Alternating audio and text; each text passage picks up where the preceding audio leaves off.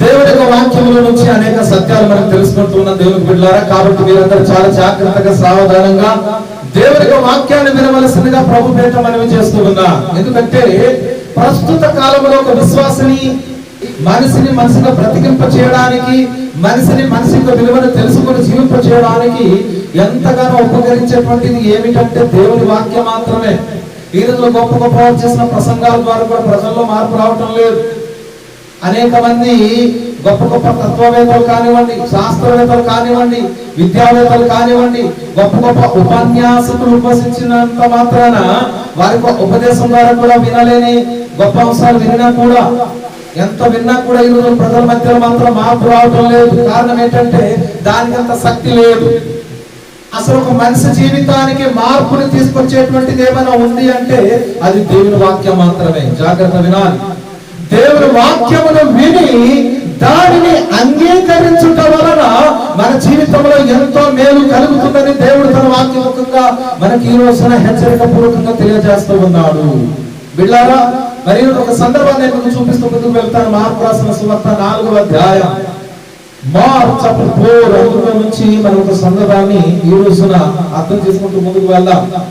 Mark సువార్త 4వ అధ్యాయంలో మీరు చదవగలిగితే అందులో ఒక విచిత్రమైనటువంటి సంఘటన దేవుడు స్వయాన ప్రభువైన యేసుక్రీస్తు వారు తెలియజేసినటువంటి విషయం 20వ వాక్యం దాకా, 1వ వాక్యం నుంచి 20వ వాక్యం దాకా మీరు ఇంట్లోకి వెళ్ళినప్పుడు చాలా జాగ్రత్తగా ధ్యానించండి. అక్కడ 4 రకాల నేల ఉంది. ఆ 4 రకాల నేలల్లో విత్తనం పడ్డది. ఆ విత్తనము 4 చోట్ల కూడా మొలిచింది. కానీ మిగతా 3 చోట్ల ఉన్న విత్తనాలన్నీ కూడా వాడిపోతే కేవలం మంచి నేలలో పడిన విత్తనం మాత్రమే మొలిచినట్టుగా మనం అక్కడ చూస్తాం. ప్రియులారా, ఏమంటే త్రోవలో ఉన్న విత్తనము, అలాగనే ముండ్ల తొప్పలో పడిన విత్తనము, అలాగనే గచ్చపొదలు పడిన విత్తనము, మంచి నేలలో పడిన విత్తనము, ఈ 4 రకాలైనటువంటి నేలలో పడిన ఆ విత్తనము ఏ విత్తనం ఫలించి అభివృద్ధి పొందింది అంటే కేవలం మంచి నేలలో పడిన విత్తనం మాత్రమే అని చెప్పాలి. విత్తనం దేనికి సూచన అంటే దేవునికి వాక్యానికి సూచన. విత్తువాడు ఎవడనగా దేవునికి సేవకుడు కావచ్చు, లేక దేవుడైనా కావచ్చు. కాబట్టి ఈ రోజు ఈ అంశాన్ని మనం ధ్యానం చేద్దాం. 4వ అధ్యాయము 20వ వాక్యం నుంచి మాటలు చదువుకుందాం. మంచి నేలను విత్తబడిన వారు ఎవరనగా వాక్యం విని దానిని అంగీకరించి 30దంతులుగాను 60దంతులుగాను 100దంతులుగాను ఫలించువారని చెప్పేను. జాగ్రత్త వినాలి. వాక్యము విని వాటి చొప్పున చేయువాడే ఫలించేటువంటి వాడు, మంచి నేలలో పడిన విత్తనం లాంటి వాడు. ఈ రోజున వాక్యం ఎంత విన్నా కూడా కొద్ది మందికి మాత్రము బుర్రకి ఎక్కదు. ఎన్ని వర్తమానాలు వింటారు. ఈ రోజులో టీవీలో వినేవారు ఉన్నారు, ఏమండి మీటింగ్ల వల్ల వినేవారు ఉన్నారు, అలాగే సంఘ కూడికలు వినేటువంటి వారు ఉన్నారు. ఈ రోజులో సోషల్ మీడియా ద్వారా వినేటువంటి వారు కూడా అనేక మంది ఉంటూ ఉన్నారు. కానీ ఎంత విన్నాం అన్నది గొప్ప విషయం కాదు, ఎంత ఆచరిస్తున్నాము లేక ఎంత అర్థమవుతుందనేటువంటి విషయం గొప్పదని దేవుడు తన వాక్యం ద్వారా మనకి ఈ రోజున తెలియజేస్తూ ఉన్నాడు. బిడ్డలారా, మరి ఈ రోజున మీరు అనేక మంది డజన్ల కొలది వాక్యాలు వినేటువంటి వారు ఉన్నారు. ఫేస్బుక్ లో వాక్యం వింటారు, వాట్సాప్ లో వింటారు, ట్విట్టర్ లో వింటారు, ఏమన్నా ఇన్స్టాగ్రామ్ లో వింటూ ఉన్నారు, సోషల్ మీడియాలో అన్ని చోట్ల వాక్యం వినేటువంటి వారు కూడా ఉన్నారు. చర్చిలో వింటూ ఉన్నారు, సభల్లో వింటూ ఉన్నారు, మీటింగ్లకు వెళ్ళినప్పుడు వింటూ ఉన్నారు, ఇంకెవరైనా చెప్తే వింటూ ఉంటారు, తమకు తాము కూడా చదువుకొని వింటూ ఉంటారు. అయితే ఇన్ని విన్న చోట ఎంత మీరు అవగాహన చేసుకుంటూ ఉన్నారు? ఎందుకంటే వాక్యానికి ప్రాధాన్యత ఇవ్వాలి. వాక్యం అంటే ఏమనుకుంటున్నారు మీరు? వాక్యమే దేవుడై ఉన్నాడు. యోహాను సువార్త 1వ అధ్యాయము 1వ వాక్యములో ఆదియందు వాక్యం ఉండెను, ఆ వాక్యం దేవుని యొద్ద ఉండెను, ఆ వాక్యమే దేవుడై ఉండెను. 1:14 వాక్యం యోహాను సువార్తలో అంటాడు, ఆ వాక్యమే శరీరధారి కృపా సత్య సంపూర్ణుడుగా మన మధ్య నివసించును. అనగా వాక్యాన్ని అర్థం చేసుకుంటున్నామంటే ఎవరిని అర్థం చేసుకుంటున్నట్టు? దేవుణ్ణి. చెప్పండి, ఎవరినండి? దేవుడే అర్థం చేసుకుంటున్నట్టు. వాక్యం వింటున్నాము అంటే ఎవరి కొరకు వింటున్నాము? దేవుని కొరకు వింటున్నాము. వాక్యాన్ని అంగీకరిస్తున్నాము అంటే ఎవరిని అంగీకరించినట్టు? దేవునినే అంగీకరించినట్టు అని దేవుడు తన వాక్యం ద్వారా తెలియజేస్తూ ఉన్నాడు. కాబట్టి బిడ్డలారా, ఈ రోజున మీరు ఒక విషయాన్ని అర్థం చేసుకున్నారు. ఎందుకంటే కీర్తనలు 119 వచనం 105లో నీ వాక్యము నా పాదములకు దీపము, నా త్రోవకు వెలుగునై ఉన్నది అని అంటూ ఉన్నాడు. కాబట్టి నీ పాదాలకు దీపం, నీ త్రోవకు వెలుగు. యోహాను సువార్త 14:6 ప్రకారంగా నేను త్రోవ అంటే ప్రభు అంట, నేను మార్గమును సత్యమును జీవమును, నా ద్వారా తప్ప ఎవడును తండ్రి వద్దకు రాడు. అనగా తండ్రి వద్దకు అనగా పరలోకం వద్దకు ఎవడు కూడా రాలేడు. వాక్యం అర్థమవ్వాలి, వాక్యాన్ని అంగీకరించాలి. కొంతమంది ఎంత విన్నా కూడా విడిచిపెడుతూ ఉంటారు. నువ్వు ఎంత తినొచ్చు, తిన్నది వంట పట్టకపోతే ఏం ప్రయోజనం అండి? కొంతమందికి డాక్టర్ దగ్గరికి వెళ్ళినప్పుడు, కౌన్సిలింగ్ వెళ్ళినప్పుడు డాక్టర్ అంటుంటారు, మీరు సరిగా భోజనం చేయట్లేదమ్మా, అందుకు మీ ఒంట్లో రక్తం తక్కువైపోయింది, అందుకు మీ ఒంట్లో నీరసం తక్కువైపోయింది అని అంటుంటారు. కానీ కొంతమంది ఏమంటుంటారంట, అయ్యా నేను బాగా భోజనం చేస్తున్నానండి, వారానికి 2 లేక 3 సార్లు నాన్ వెజ్ అండి. ఏ వెజ్ అంట? నాన్ వెజ్ అంటే చికెన్, మటను, చేపలు, fish curry, prawn curry, biryani ఇలాంటివి తింటున్నామండి, అయినా నా ఒంటికి బలం లేదండి అని అంటుంటారు కొంతమంది. అంటే తన అర్థం ఏంటి? తన శరీర తత్వమే వేరు. మన హాస్పిటల్కి వెళ్ళినప్పుడు ఒక అబ్బాయిని చూపిస్తే ఈ అబ్బాయి కొంచెం బలం రావాలి సార్, ఏం చేయాలండి అంటే, అబ్బాయి బాగా తింటున్నాడా అని అంటే, తింటున్నాడు కానీ ఏమైందో తెలియట్లేదు, బలం రావట్లేదండి అంటే, అప్పుడు ఆయన అన్నాడు, అంటున్నారు డాక్టర్ గారు ఏమన్నారంటే, వాళ్ళ అమ్మగారు ఎలా ఉంటారు? వాళ్ళ అమ్మగారు ఈ బాబులాగా ఉంటారండి. ఎలా ఉంటారు? పక్కలాగా ఉంటారా, కొంచెం లావుగా ఉంటారు. అదిగో వాళ్ళ అమ్మగారు అక్కడ ఉన్నారు చూడండి అంటే, ఓహో వీళ్ళ అమ్మ పక్కగా ఉంది కాబట్టి ఈ బాబు కూడా పక్కగానే ఉన్నాడు అనమాట. కొంతమందికి శరీర తత్వాన్ని బట్టి కూడా ఆ బక్కతనం వస్తుందంట. బక్క అంటే సన్నగా ఉండటం. అంటే కొంతమందికి ఎంత తిన్నా ఒంటికి పట్టదు, ఎంత వాక్యం విన్నా బుర్రకెక్కదు కొద్దిమందికి. అర్థమవుతుందా మీకు? ఈ మనుషులకి ఈ రోజు చెప్పేటంత వాక్యం పందులకి, అడవిలో జంతువులు కనుక చెప్తే అడవిలో జంతువులు నేర్చేసుకుని చెప్పినట్టు వినవలసిందేమో. ఒక మాట చెప్తాను చూడండి మీకు అర్థం కావడానికి. అడవిలో నా కోతిని తీసుకొచ్చి చిన్న నాటి నుంచి చక్కగా తనకు నేర్పిస్తే ఆ కోతి డ్యాన్స్ చేయమంటే డ్యాన్స్ చేస్తుంది, నవ్వు అంటే నవ్వుతుంది, ఏం చేయమంటే అది చేస్తుంది. అప్పుడప్పుడు సర్కస్ లో చూస్తున్నారు లేదు మీరు? ఏనుగులు తీసుకొచ్చి చిన్న నాటి నుంచి నేర్పిస్తే ఏమవుతుంది? అది ఒక సమయం వచ్చేసరికి కూర్చో అంటే కూర్చుంటది, నిలబడు అంటే నిలబడుతుంది. అప్పుడప్పుడు సర్కస్ లో మీరు చూస్తుంటారు, అవునా కదా? సర్కస్ లో ఏనుగు దేన్ని మోటార్ సైకిల్ తోలినట్టుగా, రిక్షా తొక్కినట్టుగా ఎట్లా చేస్తుంది? అడవిలో ఉన్న జంతువు అది. కానీ దానికి బోధ నేర్పించగా అది బోధించబడింది, జ్ఞానోదయం అయింది కాబట్టి అడవిలో ఉన్న జంతువు అయిన బోధకు రెస్పాండ్ అయిపోయి అది నేర్చేసుకుంటుంది. కానీ ఈ మానవుడు, దేవుని పోలికలు పుట్టిన ఈ మానవుడు ఎంత చెప్పినా వినకపోవటం వలననే, అర్థం చేసుకోకపోవటం వలననే, అంగీకరించకపోవటం వలననే ఈ రోజు ఈ మానవుని యొక్క గతి పశువు కంటే హీనమైపోయింది. గతంలో నేను చెప్పాను, ఏ పశువుకైనా మలేరియా, టైఫాయిడ్ వచ్చిందా? డెంగీ జ్వరం వచ్చిందా? కరోనా జబ్బు వచ్చిందా? లేదు. పోనీ కుక్కకైనా వచ్చిందా? కోళ్ళకైనా వచ్చిందా? లేదు. మరి మనుషులకు ఎందుకు భయంకరమైన రోగాలు వచ్చేస్తున్నాయి? ఎందుకు? స్వైన్ ఫ్లూ అనేటువంటిది పందికి వచ్చే జబ్బు.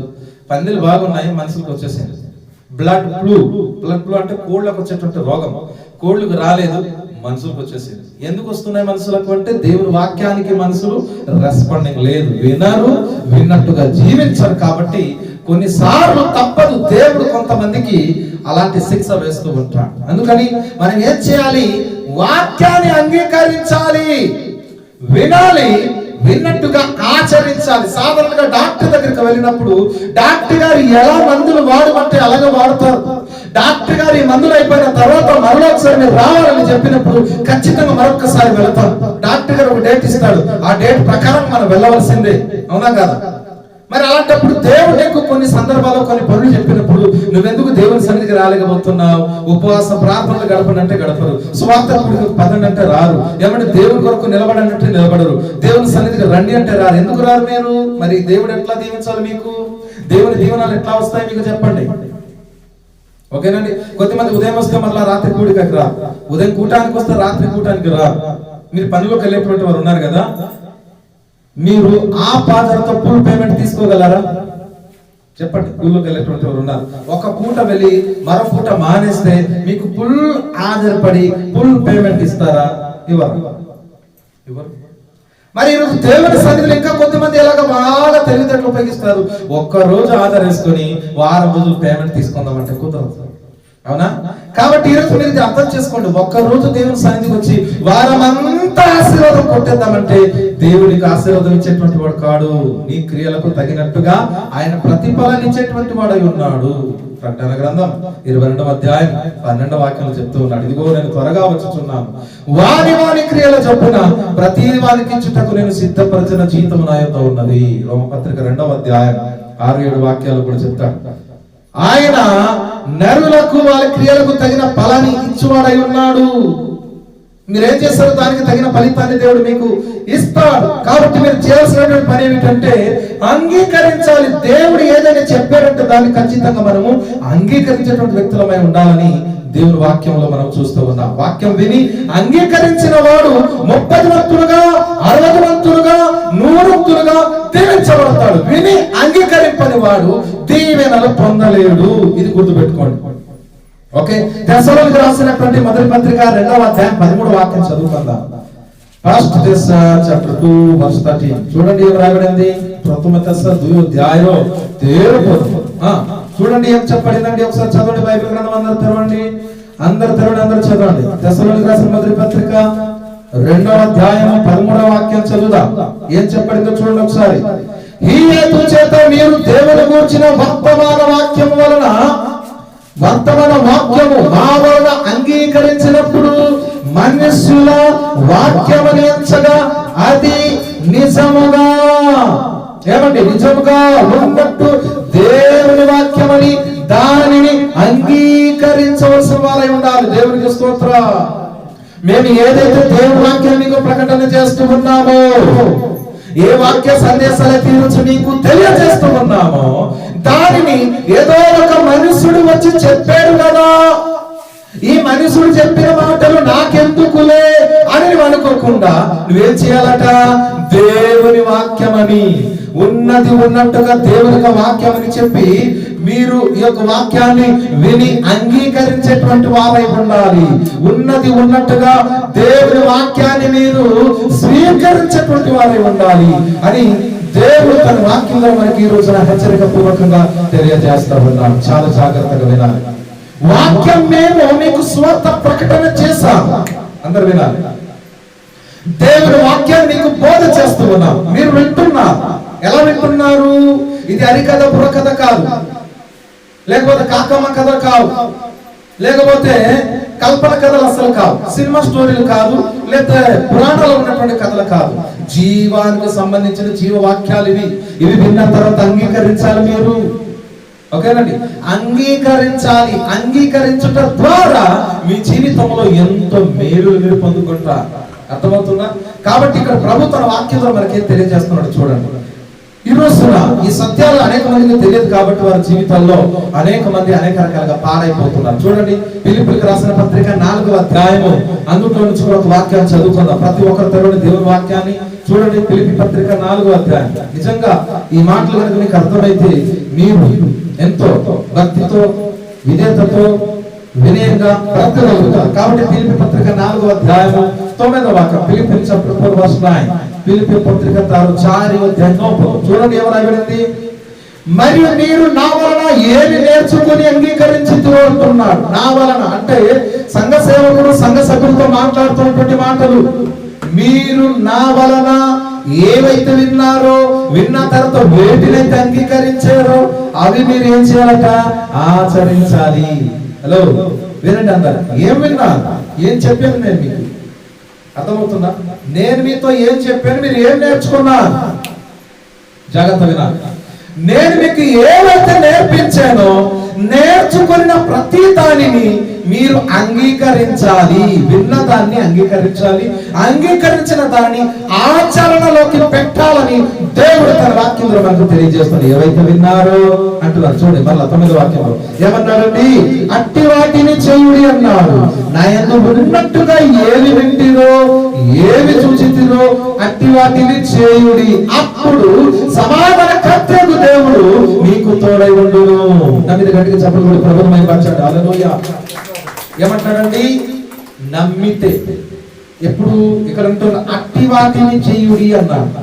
నా యందు ఏమైతే చూసారో, ఒక సంఘ కాపరి, ఒక సంఘానికి ఉన్నటువంటి దైవజనుడు, నీకు ఆత్మీయంగా నడిపిస్తున్నటువంటి వ్యక్తి ఏదైతే చేయటం మీరు చూస్తున్నారో, బాగా వినాలి, ఏదైతే చేయడం మీరు చూస్తున్నారో. కొరింథీయులకు రాసిన మొదటి పత్రిక 11వ అధ్యాయం 1వ వాక్యం అక్కడ చెప్తారు పౌలు గారు, నేను క్రీస్తును పోలి నడుచుకొనుచున్న ప్రకారము మీరు నన్ను పోలి నడుచుకునుడి అని అంటూ ఉన్నారు. అంటే సంఘం ఈ రోజు కాపరిని పోలి నడవాలి.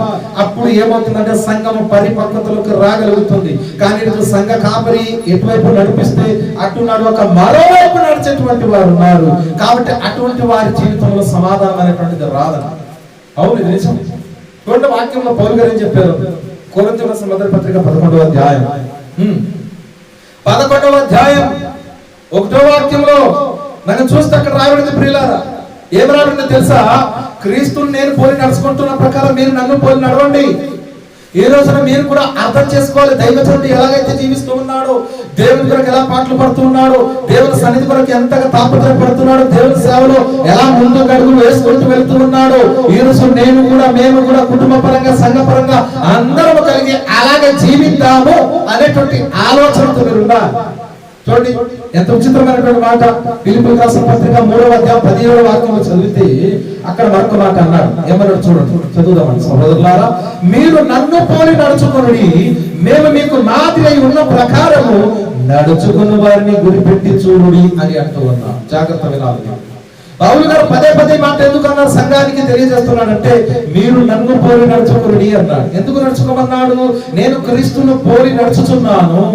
ఎందుకంటే నేను ఒక దినాన్ని నిశ్చయిత కలిగి ఉన్నాను. ఇదే ఫిలిప్పీయులకు రాసిన పత్రిక 3వ అధ్యాయంలో మీరు బాగా చదవండి, మీకు అర్థమవుతుంది. నేను వెనుక ఉన్న మరచి ముందున్న వాటి వరకు వేగురపడుచున్నాను. అలాగే మీరు కూడా వెనుక ఉన్నవి లోక సంబంధమైనటువంటి వాటిని విడిచిపెట్టి గురి యొద్దకు పరిగెత్తేటువంటి వ్యక్తులుగా మీరు ఉండాలి. మనకి ఏవైతే లాభకరమై ఉన్నాయో 3వ అధ్యాయం 7వ వచనం ఫిలిప్పీయులకు రాసిన పత్రిక, ఏవైతే నాకు లాభకరమై ఉండేవో అవన్నీ కూడా నేనేం చేశాను? వాటిని పెంటతో సమానంగా ఎంచుకున్నాను అన్నాడు. నష్టపరుచుకున్నాను అంటున్నాడు. 3వ అధ్యాయం 11వ వాక్యంలో పెంటతో సమానంగా ఎంచుకున్నాను అంటాడు. 3వ అధ్యాయం 7వ వాక్యంలో అంటున్నాడు. ఏమన్నాడంటే అన్నిటిని నష్టపరుచుకుని క్రీస్తు కొరకు నేను నిలబడ్డానన్నాడు. ఈ రోజు నీకు ఏదైతే లాభదాయకంగా ఉందో, ఏదైతే నీకు ఉపయుక్తంగా ఉందో, ప్రభు కొరకు నష్టపరచుకోగలవా? చెప్పండి. ఈ రోజు స్థానికంగా ఉన్నటువంటి ఈ సేవకుడు ఈ లోకములో ఉన్న భోగాలు భాగ్యాలన్నీ విడిచిపెట్టి, ఈ లోకంలో లావాదేవీలు ఎన్ని వచ్చిన పక్కన పెట్టి, ఈ రోజు అనేక మంది లావాదేవీని ఆశించి దేవుని పేరు చెప్పి పబ్బం గడుపుకునేటువంటి వారు అనేక మంది ఉన్నారు. కానీ నిస్వార్థంగా ఈ రోజు దేవుని సేవ కోసం నిలబడుతూ అహోరాత్రులు శ్రమిస్తూ, చలిలో చీకట్లో ఎండలో వానలో ఆకలికి తట్టుకొని, దాహానికి తట్టుకొని, ఎండకు ఎండి వానకు తడిచి చలికి వణికి దూరమైన భారమైన దేవుని పరిచయంలో ముందుకు సాగుతుండగా ఈ రోజు సంఘమైన మీరు ఈ రోజు ఏం చేయాలా? దేవుని సేవకులు పోలి నడిచేటువంటి వ్యక్తులుగా మీరు ఉండాలి. కానీ ఈ రోజులు అది లేదు. అది ఎంతో బాధ కలిగిస్తున్నటువంటి విషయం ప్రియులారా. కాబట్టి మీరందరూ జాగ్రత్తగా మాటలు ఆలోచించాలని కోరుతున్నారు. ఎందుకంటే మనం దాన్ని వినాలి, అంగీకరించాలి. పౌలు గారు అదే మాట అంటున్నారు. ఫిలిప్పీయులకు రాసిన పత్రిక 4వ అధ్యాయం 9వ వాక్యం అదే చెప్తున్నాము. ఏమన్నాడు? నా యందు ఉన్నట్టు మీరు ఏదైతే విన్నారో, ఏదైతే అంగీకరిస్తున్నారో, అంటే ఏదైతే చూచారో, ఏదైతే విన్నారో ఉన్నది ఉన్నట్టుగా అవి చేయండి అన్నా. చేద్దాం. మనం వింటున్నారు కదా, చేయండి. అర్థమవుతుంది అందరికి. ఏది వింటున్నారో అది చేయండి. విని మానస సరిపోదు. సాధారణంగా హాస్పిటల్కి వెళ్ళినప్పుడు ఎంతో డబ్బులు ఇచ్చి తీసుకొచ్చాం కదా, విందా హాస్పిటల్ నుంచి తెచ్చిన మందులు ఎక్కడో పడేద్దామని అనుకోరు మీరు. అంత డబ్బులు ఇచ్చి తెచ్చాం కాబట్టి ఖచ్చితంగా దాన్ని వాడతారు మీరు. అవునా? అయితే జీవం కలిగిన దేవుని మాటలు ఉచితంగా వింటున్నారు కదా, అందుకే పక్కన పడేస్తున్నారా ఏంటా? దేవుని వాక్యం అమూల్యమైనటువంటిది. కాబట్టి వాక్యాన్ని వినండి, అంగీకరించండి, ఆచరించండి. ఎప్పుడైతే అంగీకరించి ఆచరిస్తారో అప్పుడు మీ జీవితంలో అనేకమైన మేలు మీరు పొందుకుంటారని దేవుడు వాక్యంలో మనకు తెలియజేస్తామన్నాడు. కాబట్టి కొలస్సీ పత్రిక 2వ అధ్యాయం 6వ వాక్యం చదువుకుందాం. కొలస్సీ 2:6 చదవండి. ఏమన్నాడు చూడండి ఒకసారి. కావున మీరు ప్రభువైన యేసుక్రీస్తును ఏమని ప్రభువైన యేసును అంగీకరించిన విధముగా ఆయన యందు వేరుపారిన వారై ఉండాలి అని అంటూ ఉన్నాడు. అంగీకరించిన తర్వాత వేరుపారిన వ్యక్తులుగా ఉండాలి. కిందికి లోతుగా వేరుపారినటువంటి వ్యక్తిగా మీరు జీవించాలని ప్రభు తన వాక్యం ద్వారా తెలియజేస్తూ ఉన్నాడు. మరి ఈరోజు ఎలా ఉన్నారు మీరు? పైకి భక్తి చేస్తే సరిపోదండి, వేరు పారిన వ్యక్తులుగా ఉండాలి. ఒక మొక్క నాటినప్పుడు మొక్క ఎంత లోతులోకి దిగుతుందో అంత గట్టి పడుతుంది అనమాట ఆ మొక్క, అవునా కాదు? కాబట్టి కొన్ని మొక్కలు పైకి ఉంటుంటాయి. కాబట్టి ఆ మొక్క ఏమైపోతుందంటే పెద్ద గాలి తుఫాను వచ్చినప్పుడు దాని వేళ్లతో సహా పెకలింపబడిపోయి కిందికి పడిపోతుంది. గాలి తుఫాను అంటే ఏంటంటే శ్రమ, శోధన, కష్టం, బాధలు, ఇరుకులు, ఇక్కట్లు పడిపోతారు కొంతమంది. కారణం ఏంటి? వారు పైకి ఉండటం వలననే, వేరు కిందికి వెళ్ళకపోవటం వలననే, విశ్వాస జీవితంలో ఎదుగుదల లేకపోవడం వలననే, ఆత్మీయంగా బలపడకపోవడం వలననే అనేక మంది ఈరోజు ఏమైపోతున్నారంటే పడిపోతున్నారు. ఈరోజు ఎన్నో శ్రమలు వచ్చినా, బాధలు వచ్చినా, హింస వచ్చినా, అవమానాలు వచ్చినా, ఎదురితలు వచ్చినా, అడ్డు ఆటంకాలు వచ్చినా ప్రతి దానికి మనము ఎదురుగా వెళుతూ ముందుకు సాగగలిగితేనే గమ్యస్థానానికి మనం చేరుకోగలుగుతాం. లేకపోతే గమ్యం అనగా పరలోక రాజ్యంలో చేరుకునే అవకాశం పోగొట్టుకుంటాం. కాబట్టి జాగ్రత్త. చూడండి మరొక వాక్యం చదువుకుందాం. ఎంత విచిత్రమైనటువంటి మాటలు. యోహాను సువార్త 12వ అధ్యాయం 48వ వాక్యం చదవగలిగితే అక్కడ స్వయాన ప్రభువైన యేసుక్రీస్తు వారు చెప్పినటువంటి మాటలు ఎన్నో విచిత్రమైనటువంటి మాటలు చదువుదామండి. యోహాను సువార్త 12వ అధ్యాయం 48వ వాక్యం. మీరు కనుక దేవుని వాక్యం నిరాకరించేటువంటి వారు ఉంటే దాని ద్వారా నష్టాన్ని కొని తెచ్చుకుంటారు మీరు. కాబట్టి చూడండి యేసు ప్రభువు అన్న మాటలు ఏమన్నారండి చూద్దాం. నన్ను నిరాకరించి నా మాటలను అంగీకరింపని వానికి తీర్పు తీర్చువాడు ఒకడు కలడు. నేను చెప్పిన మాటయే అంత దినమందు వానికి తీర్పు తీర్చును. బాగా ఆలోచించాలండి మీరు. ఇక్కడ ఏమంటానండి? నిరాకరించి నా మాటలు అంగీకరింపని వానికి తీర్పు తీర్చబడుతుంది. అంగీకరించని వాడు సత్యాన్ని అంగీకరించరు, వాక్యాన్ని అంగీకరించరు, దేవుని చిత్తాన్ని తెలుసుకోరు, దేవుని వాక్య క్రమంలో నడవరు. కాబట్టి ఏ మాట అయితే విన్నారో ఆ మాటను బట్టే ఒకరోజు మీరు తీర్పు తీర్చబడతారు. జాగ్రత్త అంటున్నాడు. ఏమంటే వాక్యం ఎప్పుడు వినలేదా మీరు? మీకు ఎప్పుడు తెలియదా? సత్యవాక్యం వినలేదా? భయముతో భక్తితో బ్రతకాలని చెప్పబడలేదా? దేవుడి కొరకు జీవించాలి అని దేవుడు గాని దేవుని సేవకుడు గాని ఎప్పుడు మీకు చెప్పి ఉండలేదా? మరి విని కూడా ఆచరించకుండా మీరు ఎందుకు బ్రతుకుతున్నారు? దేవుడి వాక్యం ఏం చెప్తుందో, దేవునికి సత్యం ఏమిటో, దేవుని క్రమం ఏమిటో, దేవునికి ఉద్దేశం ఏమిటో, దేవుని సేవకులకు ఎలా సాగాలో దేవునికి సేవకులైనటువంటి వారు విడమర్చి ఉన్నది ఉన్నట్టుగా బోధ చేస్తున్నప్పుడు మరి మీరు ఎందుకు దాన్ని అంగీకరించటం లేదు? ఏమా తెలియకపోతే అంగీకరించలేదు, కానీ మీకు తెలుసు కదా, అవునా కదా? తెలియకపోతే తప్పు మీద అవుతుంది, తెలియజేయకపోతే తప్పు వాళ్ళ అవుతుంది. ఎందుకంటే మాకు ఎవరు చెప్పలేదు ప్రభు, మాకేమీ తెలియదు, తెలుసుంటే మేము చేయవలసిందేమో, మాకు తెలియజెప్పేవాడు కూడా లేడు అని చెప్పలేము. ఎందుకంటే ఈరోజు ఎలా బ్రతకాలో దేవుని వాక్యం ద్వారా మీకు విడమర్చి చెప్తూ ఉన్నాం. మరి ఈ రోజున మీలో ఎంతమంది అలా వింటూ ఉన్నారు? ఎంతమంది వాక్యాన్ని అనుసరిస్తూ ఉన్నారు? ఎంతమంది అంగీకరించి ఆచరిస్తూ ఉన్నారు? ఒక్కసారి మీరు ఆలోచన చేయాలి.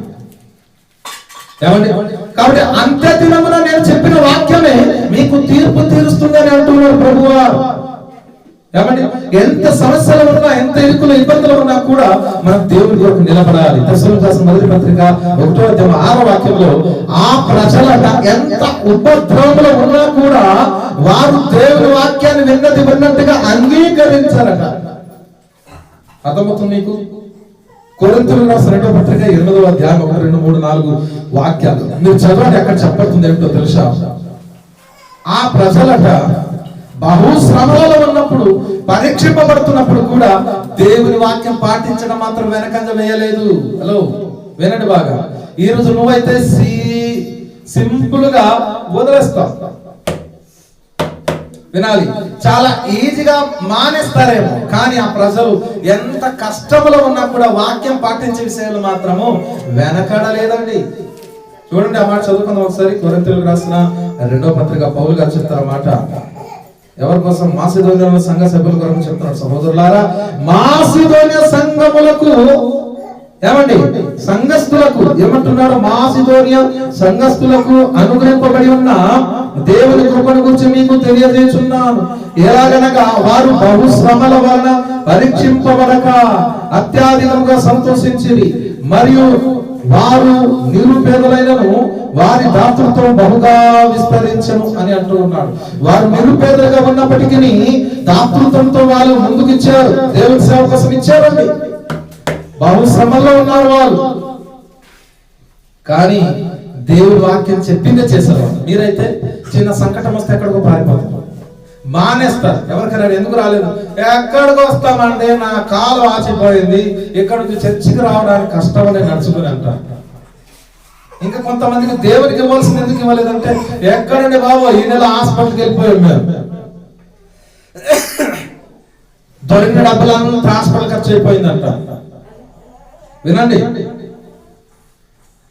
ఇంకా కొంతమంది అంటారు దేవుడికి ఇవ్వాల్సింది ఇవ్వలేదు ఏంటయ్యా అని అడిగామనుకోండి, ఈ నెల ఫైనాన్స్ వాళ్ళు వచ్చి మొత్తం ఎత్తుకెళ్ళిపోయారండి అంటారు కొంతమంది. అవునా? కానీ వాక్యంలో ఏం చెప్పబడుతుంది? దేవుడు ఏం మాట్లాడుతున్నాడు ఇక్కడ? నీకు ఎన్ని సోదరులు వచ్చినా అంగీకరించాలి, ఆచరించమంటున్నాడు. దేవునికి స్తోత్రం. మనం అంగీకరించాలి, ఆచరించాలి, అప్పుడే మన జీవితంలో దీవెన వస్తుంది. ఏది విన్నాడో విన్నదాన్ని ఆచరణలోకి పెట్టుమని దేవుడు తన వాక్యం ద్వారా మనకి ఈ రోజున తెలియజేస్తా ఉన్నాడు. అపొస్తలుల కార్యం 2వ అధ్యాయం 41వ వాక్యం మనం చూసినట్లయితే, వాక్యమును అంగీకరించిన వారు బాప్తిసం పొందుకున్నారంట. బాగా వినండి, వాక్యం వినిన వారు, దేవుని సత్యం అర్థం చేసుకున్న వారు, దేవుని చిత్తం తెలుసుకున్నటువంటి అనేక మంది అంగీకరించారట. అంగీకరించిన తర్వాత బాప్తిసం పొందారట. చూడండి, అపొస్తలుల కార్యం 10:35 చూసినట్లయితే, దేవుని వాక్యాన్ని అంగీకరించి భయపడేటువంటి వారు వారి దేవుని చేత దీవించబడ్డారని అంటున్నారు. అపొస్తలుల కార్యం 10:11 చూస్తే ఆసక్తితో దేవుని వాక్యాన్ని అంగీకరించారట. మరి ఈ రోజు నువ్వెందుకు అంగీకరించలేకపోతున్నావు? అమ్మా, వాక్యంలో ఉంది అంటే చేద్దాం అన్నట్టు ఉండాలి. వాక్యంలో దేవుడు చెప్పాడు కాబట్టి చేద్దాము. यदि प्रभु कोई चाहता है करवा, यदि प्रभु ने बोला है करने का तो जरूर करना है. ఎంత కష్టమైనా ఇష్టపడి చేయాలి. చూడండి, మాసిదోనియ సంఘస్థులట ఎంత శ్రమల్లో పడినా కూడా దేవుడు చెప్పిన మాట చేయకుండా ఆపలేదట. దాతృత్వంతో ఉన్నారట. ఇచ్చే విషయంలో వెనకాడలేదు, ప్రార్థించే విషయంలో వెనకాడలేదు, ఆత్మీయ స్థాయిలో వెనకాడలేదు. ప్రతి విషయంలో వారు ముందడుగు వేసుకుంటూ వెళ్ళిపోయారు, కానీ కారణం చెప్పి సాకులు చెప్పి తప్పించుకోలేదు వాళ్ళు. మరి ఈ రోజు నీవు ఎలా ఉన్నావు? ఈ రోజు నీ పరిస్థితి ఏమిటి? ఈ రోజు నీ గతి ఏమిటి? నువ్వు ఎట్లా జీవిస్తున్నావు ఒకసారి ఆలోచన చేయాల్సిందిగా కూర్చున్న ప్రియులారా. కాబట్టి మాసిదోనియ సంఘస్థులు ఆనాడు ఎంత శ్రమలు వచ్చినా దేవుడు వారికి ఇచ్చినటువంటి మాట తప్పలేదండి వారు. మరి ఈరోజు నీవు బాప్తిసం తీసుకుంటున్నప్పుడు ఒక మాట ఇస్తాం. కష్టమైన, నష్టమైన, వ్యాధి అయిన, రోగమైన, చివరికి ప్రాణం పోయే పరిస్థితి ఎదురైనా క్రీస్తు సేవల నుండి తొలగిపోను, కడ వరకు నా కంఠములో ఊపిరినంత వరకు కూడా దేవుడి సేవ చేస్తానని మాట ఇచ్చి ఉన్నావు నీవు. ఆ మాట ఏమైంది? మాట ఎందుకు తప్పిపోతున్నావు? ఈ రోజున అంగీకరించినటువంటి ఆ మాట ఈ రోజున ఎందుకు నువ్వు వినకుండా తిరుగుతున్నావు? చెంప పగిలిపోద్ది, జాగ్రత్త. దేవుడు అంటున్నటువంటి మాటలు, అవునా కదా? కొంతమంది బిట్టు పట్టి కొట్టుకుంటారు. ఆ రోజు ఏ మాట ఇచ్చావురా? ఆ రోజు ఏమన్నావు? అందరి ముందు పంచాయతీలో ఏమన్నావు? రచ్చబండలో ఏమన్నావు? పోలీస్ స్టేషన్ ఏమన్నావు? కోర్టులో ఏమన్నావు? ప్రజలందరి ముందు ఏమాటించావు? ఇప్పుడు మాట ఎందుకు తప్పిపోతున్నావు అని నీకు బిట్టు పట్టి ఈడ్చుకుని వెళ్ళరా? మనుషులు ఈడ్చుకెళ్తారా? దేవుడు ఈడ్చుకెళ్ళడా? ఎందుకంటే దేవుడు ఇంతకాలం నిన్ను కాపాడుతున్నాడు, రక్షిస్తున్నాడు, విమోచిస్తున్నాడు, భద్రపరుస్తున్నాడు, స్థిరపరుస్తున్నాడు, బలపరుస్తున్నాడు. అన్ని విధాలుగా దేవుడు నిన్ను కాపాడుతున్నప్పుడు ఆయన ఇచ్చిన గాలి, ఆయన ఇచ్చిన నీరు, ఆయన ఇచ్చిన వాతావరణం, ఆయన ఇచ్చిన ఆయుష్ అంతా ఉపయోగించుకుని దేవుడి కొరకు పనికి రాకపోతే దేవుడు ఒక దినాన్న కఠినమైన తీర్పు నీకు తీర్చబోతున్నాడు. బిడ్డ, జాగ్రత్త. అంగీకరించండి ఏదైతే వింటున్నారు. విన్నారా? వదిలేవద్దు, ఆచరణలో పెట్టండి. దేంట్లో? ఆచరణ. చెప్పండి దేంట్లో? గట్టిగా చెప్పు. ఆచార కాదు, ఆచరణ. ఆచార అంటే పచ్చడి అని హిందీలో. ఏంటండి? ఆచరణ. చెప్పండి ఏమిటి? ఆచరణ. వ్యవహార అంటే మనం ఖచ్చితంగా ఆ మాటకు క్రియారూపకంగా చూపించాలి. విన్నారా? నెక్స్ట్ మీరు కార్యరూపం దాల్చాలని ప్రభు చెప్తున్నటువంటి మాటలు. అయితే మీలో అనేక మంది ఆ పని చేయకపోతే నష్టపోయింది మీరే తప్ప ఇంకెవరు కాదు. ఈ మాటలన్నీ బాగా అర్థం చేసుకుని మీరు స్థిరంగా ఉండాలని దేవుని వాక్యం ద్వారా తెలియజేస్తారు. చివరికి ఒక మాట చదువుకుందాం. తెస్సలోనికీయులకు రాసిన 2వ పత్రిక తెస్సలోనికీయులకు రాసినటువంటి 2వ పత్రిక 3వ అధ్యాయం 4వ వాక్యం 5వ వాక్యం చదువుకుందాం. ఎందుకంటే ఎన్నో విన్నారండి. ఈ వాక్యాలన్నీ విన్నవి మీరు పట్టించుకొని ఉన్నట్లయితే ఇప్పటికి మీరు బోధకులైపోవాల్సింది. ఇప్పటికి మీరు ఉన్నతమైన స్థాయికి వెళ్ళవలసింది. మీరు 10 మందికి కూర్చోబెట్టి దేవుని వాక్యమును చెప్పేటువంటి వారే ఉండవలసింది. అర్థమవుతుందా? కానీ మూల పాఠాలు మరలా మీకు ఒకసారి చెప్పవలసి వస్తుంది. ఎప్పుడు ఎంత స్థాయికి ఉండాలి మీరు? అవునా? ఈ వాక్యాలను వింటే ఉన్నతమైన స్థాయిలో మీరు వెళ్ళవలసింది. కానీ స్థాయిలో లేరే, డౌన్ లో ఉన్నారు. ఎందుకు? అందుకే వాక్యం చెప్తుంది చూడండి. ఎన్నో విన్నారు మీరు, వినిన మాటలు అంగీకరించారు. అంగీకరించిన దాన్ని ఆచరణలోకి పెట్టగలిగితే మీ జీవితాలు ఎంతో ధన్యమవుతాయని చెప్పారు. చూడండి, తెస్సలోనికీయులకు రాసిన 2వ పత్రిక 3వ అధ్యాయం అందులో వచ్చి 4, 5 వాక్యాలు. మేము మీకు ఆజ్ఞాపించు వాటిని మీరు చేయుచున్నారని ఇక చేయుదురని ప్రభువునందు మిమ్మును గూర్చి నమ్మకము కలిగి ఉన్నాము. 5వ వాక్యం. దేవుని యందు ప్రేమయు క్రీస్తు చూపిన ఓర్పును మీకు కలుగునట్లు ప్రభు మీ హృదయములను ప్రేరేపించును గాక. ఎంత మంచి మాట అండి. అంత సేవ చేసినటువంటి, అంత బోధ చేసినటువంటి గొప్ప బోధకుడు, గొప్ప సేవకుడు, ఏమండి గొప్ప అపొస్తలుడైనటువంటి పౌలు గారు చెప్పినటువంటి మాట ఇది. ఏమంటున్నాడు తెలుసా? మేము చెప్పినవన్నీ మీరు చేస్తారని. బాగా వినాలండి. ఏవైతే చెప్పామో చెప్పినవన్నీ మీరు చేస్తారని నమ్ముతున్నాడు అన్నాడు. ఈరోజు ఇంత బోధ చేసిన తర్వాత సేవకుడు లేదా సంఘ కాపరి కూడా మీ కొరకు నమ్మాలి. ఏమని? ఇంత చెప్పాం కదా, మీరు ఆచరిస్తారని. ఏం చేస్తారని? ఆచరిస్తారని. ఆచరణలోకి పెడతారని సేవకుడు నమ్మాలి. ఎవరు నమ్మాలి? సేవకుడు. అందరూ చెప్పండి, ఎవరు? సేవకుడు నమ్మాలి. ఎవరిని? సంఘాన్ని నమ్మాలి, సంఘ విశ్వాసుని కూడా నమ్మాలి. ఎప్పుడు నమ్ముతాడు? వాక్యానుసారంగా మీరు జీవిస్తూ ఉంటేనే. ఎప్పుడు నమ్ముతాడు? దేవుని చిత్తంలో మీరు ఉంటేనే, దేవుని క్రమంలో మీరు ఉంటేనే, దేవుని చిత్తం తెలుసుకుంటేనే మీరు ఖచ్చితంగా దేవుని వాక్యంలో, దేవుని క్రమంలో ఉంటేనే ఇంతకాలం పడిన కష్టం ఫలిస్తుందని చెప్పి మనం నమ్మేటువంటి అవకాశం వస్తుంది. దేవునికి స్తోత్రం. కాబట్టి బిడ్డలారా, ఈ రోజు దేవుడు చెప్పినటువంటి మాటలు మీరు అర్థం చేసుకోవాలంటే ఏమండి? మొదట్లో మనం ఏం చూసాము? అంగీకరించుట. వాక్యము అంగీకరించుట వలన ప్రయోజనం ఏముంది అంటే అనేక ప్రయోజనాలు ఉందండి. వాక్యం వినుట వలననే విశ్వాసం కలుగుతుంది. విశ్వాసం వల్లనే కార్యాలు జరుగుతుంది. ఆ కార్యాల వల్లనే పరలోక ప్రాప్తి కూడా నీకు కలుగుతుంది. కాబట్టి వాక్యం అంగీకరించినటువంటి వారు అనేక మంది అనేక కార్యాలు చేసినట్లయితే, మరి ఈ రోజు వినిన వాక్యాన్ని నీవు అంగీకరించి ఆచరణలోకి పెట్టగలిగితే నీ జీవితాల్లో కూడా ఎంతో ధన్యత కలుగుతుంది. కాబట్టి వాక్యం వినివారు మాత్రమై ఉండి చివరికి ఒక మాట ముగించుకుందాం. చూడండి, యాకోబు పత్రిక 1వ అధ్యాయం 22వ వాక్యం. James chapter 1:22. ఎవరు అభివృద్ధి చదవండి ఒకసారి. యాకోబు పత్రిక 1వ అధ్యాయం 22వ వాక్యం. ఏమన్నాడు? మీరు వినువారు మాత్రమై ఉండి మిమ్మల్ని మీరు మోసపరచుకొనకుండా ఉండనట్లుగా జాగ్రత్తగా చూచుకొనుడి అన్నాడు. మీరు వినేవారు ఎంత చక్కగా చెప్పినా వింటారు. కొద్దిమంది పాటలు బాగా వింటారు, కొంతమంది డెక్ సెట్లు వింటారు, కొంతమంది హోమ్ థియేటర్లో వింటారు, కొంతమంది మొబైల్ ఫోన్లో వింటారు, ఇంకా కొంతమంది ఎవరు పాడితే వింటారు. వినడానికి వినుట మట్టుకు విందురు గాని గ్రహింపనే గ్రహింప. కొంతమంది చదువుకున్న వాళ్ళు కూడా పాటలు పాడడం చేత కాదు. కొద్దిమంది చదువు రాకపోయినా పాటలు దంచేస్తారు. కొద్దిమందికి వాక్యం గుర్తుండదు. ఎంత బిఏబిడి చదువుకున్నా కూడా కొద్దిమందికి అర్థం కాదు. కొంతమంది గుర్తుండదు, గత వారం ఏ సందేశం విన్నామని చెప్పలేదు. చదువు లేని వారు ఏమైనా టకాలని చెప్పేస్తారు. కారణం ఏంటి? వారు విని గ్రహిస్తున్నారు, వీరు విని గ్రహింపు లేకుండా ఉంటున్నారు. అది తేడా. అర్థమైందండి? కాబట్టి ప్రభు వాక్యం చెప్తున్నాడు, మీరు వినిన ప్రకారం చేయకపోతే మిమ్మల్ని మీరే మోసపరచుకునేటువంటి వారై ఉన్నారు. కాబట్టి మిమ్మల్ని మీరు మోసపరచుకోనకుండా చూసుకోండి. ఎందుకంటే 1:21 వాక్యం యాకోబు పత్రికలో అన్నాడు, వాక్యం మీ ఆత్మలను రక్షించుటకు శక్తి కలిగినది. కాబట్టి వాక్యం వినండి, విన్న ప్రకారంగా అంగీకరించి ఆచరణలోకి పెట్టండి. అప్పుడు మీరు జీవిస్తారు, అప్పుడు మీరు రక్షించబడతారు, అప్పుడు మీరు దేవుని రాజ్యంలో చేరుకోగలుగుతారు. అలా మీరు జీవిస్తారని ఆశిస్తున్న మాటలు ముగిస్తూ ఉన్నాను. దేవుడి మీ అందరినీ దీవించునుగాక. ఆమేన్, ఆమేన్. అందరం మొక్కలేద్దాం. ఒక్క నిమిషం తీర్మానం చేసుకుందాం. తీర్మానం. ప్రతి ఒక్కరు మొక్కలేని చేతులు పైకి చాపండి.